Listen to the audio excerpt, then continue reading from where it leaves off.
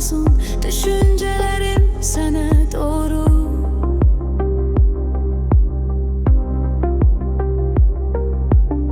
Sözler boğazımda kalıp adını demirem, yüreğim yorgun.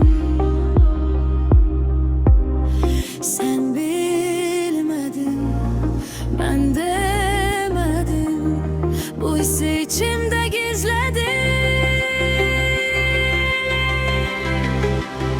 Geceler seni düşünürüm, sükutla danışır kalbim.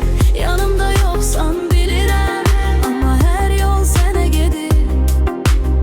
Geceler seni düşünürüm, uzaktan sevmeyi de sevgidir. Adını demirem hiç kime, bu sır tekçe benimdir.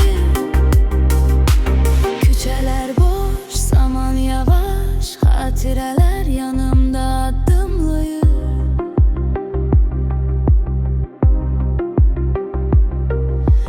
Bir mesaj yazmak istesem de gururum elimi saklayır.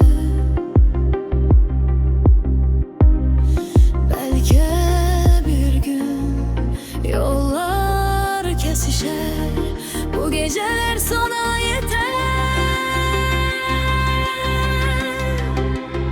Geceler seni düşünürüm, her seste seni aktarırım.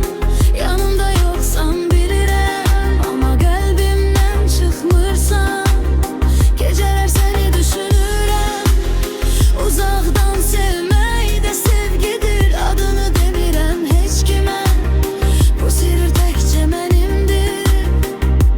Gece biter, sen kalarsan